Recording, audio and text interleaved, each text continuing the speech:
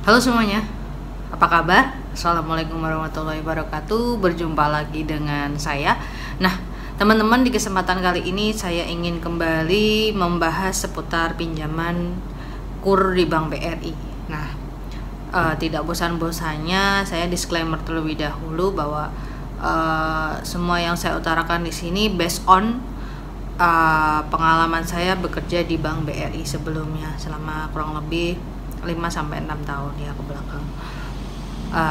Baik kawan-kawan, di sini saya ingin membahas tentang daftar pinjaman KUR Bank BRI. Apa saja? Simak terus.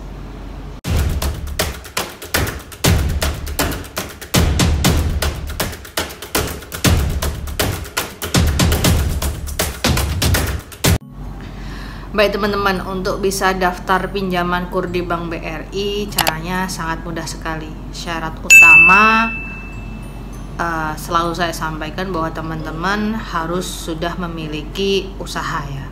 Usaha yang teman-teman jalankan minimal sudah berjalan 6 bulan. Dibuktikan dengan apa? Dibuktikan dengan SKU. SKU adalah surat keterangan usaha. Siapa yang menerbitkan SKU? Yang menerbitkan SKU adalah pejabat kelurahan setempat. Nah, pejabat kelurahan setempat ini siapa? Biasanya Pak Lurah bisa, atau alternate dari yang ditunjuk Pak Lurah jika Pak Lurah tidak ada di tempat. Kemudian setelah usaha SKU, kemudian KTP suami istri. Nah, KTP suami istri ini wajib juga dilampirkan, diusahakan fotokopi berwarna ya teman-teman. Jadi nanti biar teman-teman marketing bisa dengan mudah mencocokkan dengan aslinya.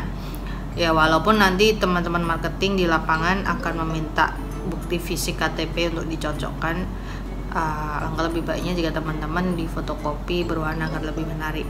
Nah, kemudian yang ketiga adalah setelah SKU usaha KTP, yang ketiga adalah teman-teman jika belum menikah silahkan melampirkan surat keterangan surat keterangan belum menikah dari kelurahan setempat. Kenapa?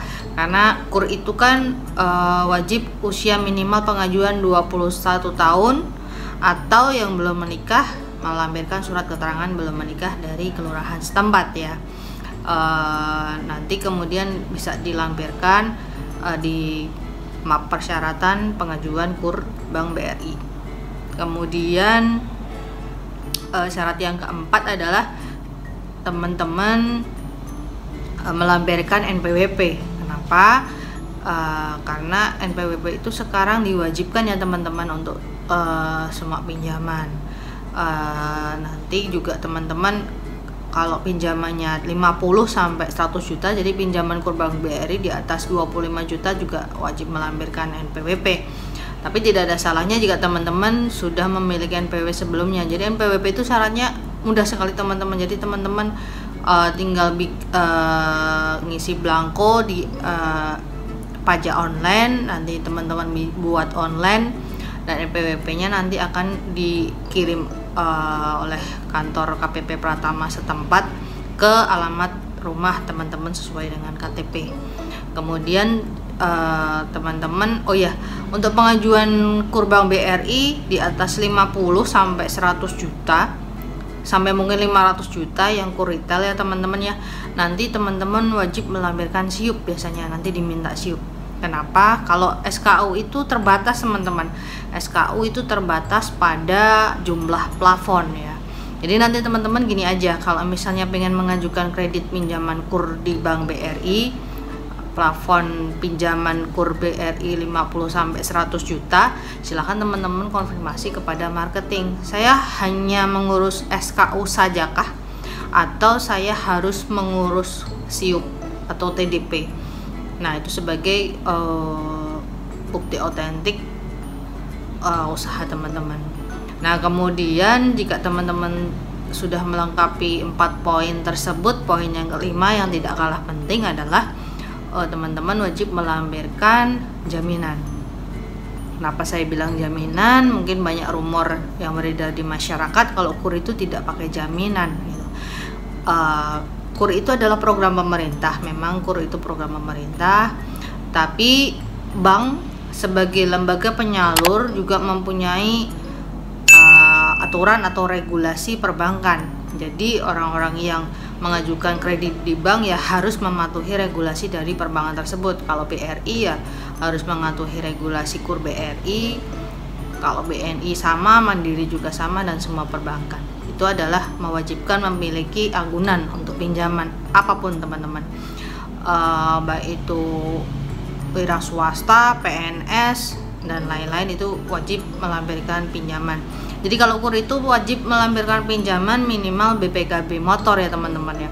BPKB motor minimal itu dilampirkan. Kemudian kalau teman-teman pengen merambah, mengembangkan usahanya biar lebih besar lagi, kalau misalnya sekarang usaha udah besar, pengen buka cabang, pengen ditambahkan lagi usahanya agar lebih besar, kan teman-teman pasti punya SIUP. Nah, kemudian pasti juga punya jaminan, entah itu SHM, sertifikat hak milik, kemudian bisa juga dalam bentuk petok atau letter C. Petok atau letter C itu adalah surat kepemilikan tanah yang belum disahkan oleh Badan Pertanahan Nasional, belum disahkan oleh BPN, tapi sudah legalitasnya sudah disahkan oleh kantor kelurahan setempat ya. Biasanya berbentuk selembar gitu, berisi surat keterangan lahan punya siapa, lebar berapa, panjang berapa, batas-batasnya siapa aja, biasanya seperti itu.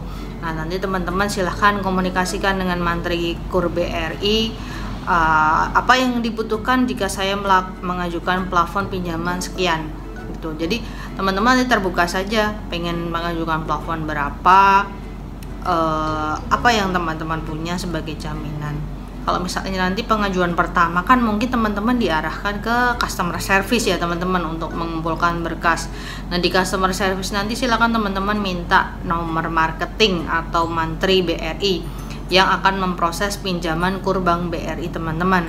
Karena nanti jika teman-teman sudah punya nomornya, teman-teman bisa mudah komunikasi kapan disurvei, di ACC atau tidak.